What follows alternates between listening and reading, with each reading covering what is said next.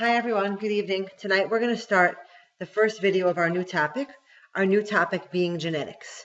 We're going to do a little bit of an overview, going back to the beginning of genetics with a man named Gregor Mendel.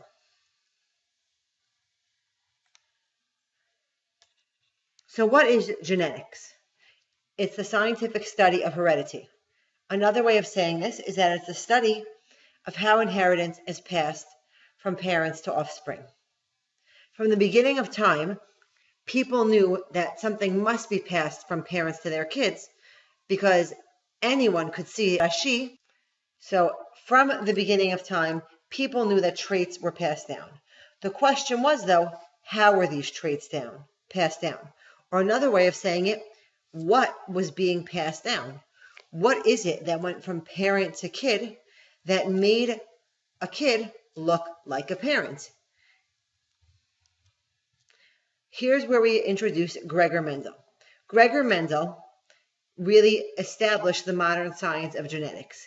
He did experiments that led us to understand what exactly is passed down from parents to kids and how it's passed down, or what determines which trait a kid will get versus which trait they will not get.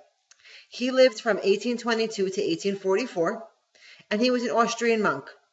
That means he was a religious person, and being a religious monk, he probably lived in a monastery. He had a lot of time on his hands to do research. He had a lot of access to plants, and he studied pea plants. And again, his goal was to try to figure out how traits are passed down from parents to their offspring.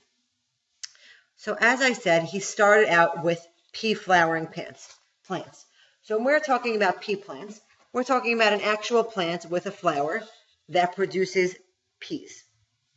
So why did he use these plants to determine how traits are passed on? First of all, plants in general are small and easy to grow. You don't need a lot of space to study plants. Second of all, one parent can produce hundreds of offspring. So we already learned about experimentation and the idea that you must have a large sample size for accuracy. So if Gregor Mendel wanted to discover something about inheritance and really prove to people that his discoveries were correct, he was going to have to have a large sample size. So he was able to access a large sample size by working with plants that were able to produce hundreds of kids at a time. Another reason he chose peas is that it's easy to control their reproduction. I'll show this to you in a minute. You can really determine who mates with who. If he was studying mice, for example, maybe when he was away, two mice would choose to mate with each other, and he wouldn't know that. With the plants, you can 100% control who reproduces with whom. The fourth and really very important reason why he chose pea plants is that peas have pairs of contrasting traits. They're either tall or they're short. And since each parent only can give one trait, it's easier for us to follow their patterns of inheritance. And this will make more sense as we see exactly what it is that Mendel did. And just one term, a trait is a specific characteristic such as seed shape or plant color. So one of your traits might be having brown eyes or being tall or having blonde hair. The pea plants have other traits. So here's what I was talking about with the pairs of contrasting traits. A pea plant or the pea seed can either be round or wrinkled. The color of the seed can either be yellow or green. The pea flower can either be purple or white. The pod of the pea can either be inflated or constricted. The color of the pod can either be green or yellow. And here are traits about the flower position, axial or terminal, and the plant itself can either be tall or short. So this over here is a pea plant, and you see that a pea plant has flowers, and then as it matures, it will also develop pea pods with peas inside. So again, with us, if we wanted to study hair color, we know that there's probably 20 different hair colors that we could think of in terms of brown, dark brown, light brown, dirty blonde, red, light red, dirty, dirty blonde, we said that, sorry. But with hair color, it's not that you either have white hair or black hair. There's a lot of variation in between. With peas, on the other hand, there's only 2 choices for every trait. This could make it much easier to study inheritance because we can see, okay, I'm going to take a round and a wrinkled, which will come out. I only have 2 choices, round or wrinkled. I don't have the choice of a third option. What I want you to do now in your notes is make a chart of these traits. So you would write down the characteristic, and then you would write down the 2 options that a pea can have for this characteristic. So what did Mendel do with these pea plants? So pea plants are self-pollinating. That means they can kind of reproduce on their own, meaning they can do asexual reproduction. So if a plant only reproduces with itself, that means it's true breeding. It can only show the characteristics that it has. If a plant is tall and it reproduces with itself, it's going to be tall. So true breeding plants can produce offspring that are identical to themselves.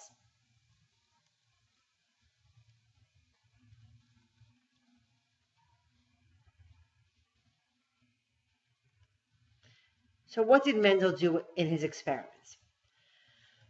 What he decided to do was to cross his true breeding plants to learn how traits were determined. What crossing means is that he mated them. He took 2 plants with different traits and tried to see what traits would the kids have. So for example, he took tall true breeding plants and short true breeding plants, and then he wanted to observe what their offspring would look like. Would they be tall or short? So he controlled the reproduction there. And let's look at how he did this. So a flower has a part called a stamen, and that's kind of where the pollen is. So he took the pollen, let's say, from this white flower. He took it with a little brush and brushed it onto the carpel, another part of the plant of a purple flower. So I'll explain that again, and you do not have to write this down. Again, he took off the pollen from the purple flower, so it wouldn't pollinate itself. Then he took pollen from a white flower and put it on the purple flower. So now he's deciding that white and purple are going to reproduce with each other. This eventually developed into a pod, which then made seeds. And then Mendel observed the offspring of his purple and white flowers. And you guys can easily see that when he combined a purple flower and a white flower, all of his offspring were purple. That's obviously going to raise questions for us, like where did the white flower go? And will the white flower ever come back? But again, he crossed a white flower and a purple flower, and he got all purple flowers. This was his first experiment where he crossed true breeding plants with contrasting traits. The offspring of these true breeding plants are called hybrids because this purple guy only came from purple parents, and this white guy only came from white parents. So this guy is pure white, this guy is pure purple. Whereas these guys have parents who are purple and white. We can't see the white, but the white is somewhere hiding in here. So we call them hybrids. They're combinations. Like a hybrid car is a combination of gas and electric. So here's what Mendel discovered, and this is kind of another way of showing you what we did in the last slide. He took a purple plant and a white plant, and all of the kids came out purple. He said to himself, or he must have said, this is pretty interesting. What happened to the white plants? I'm going to try out something else. I'm going to cross this first generation with itself. So I'm going to take now these hybrid purple plants, mate them with each other, and let's see what their kids look like. And lo and behold, their kids, for every 3 purple flowers, there was 1 white flower. So again, the parents were all purple or all white. Then the kids came out 100% purple, but the grandkids came out 75% purple and 25% white. So that white flower that seems to have been hidden in the first generation reappears in the second generation.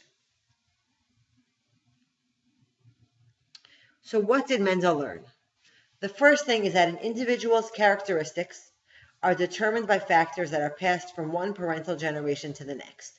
He realized there is definitely something being passed on from the parents to the kids. We call those things genes. Mendel lived in the 1800s. Genes weren't discovered till the 1950s, but he was able to figure out the idea behind the gene many years before genetics and DNA was discovered. Each of Mendel's traits was controlled by one gene that existed in two varieties. So there was one gene for flower color, but that gene could have either been a purple gene or a white gene. There was one gene for plant height, but it could have been a tall gene or a short gene. Those variations produced different forms of each gene, meaning that the variations on the trait, whether you had a purple flower or a white flower, a yellow seed or a green seed, and we call these different types of genes an allele.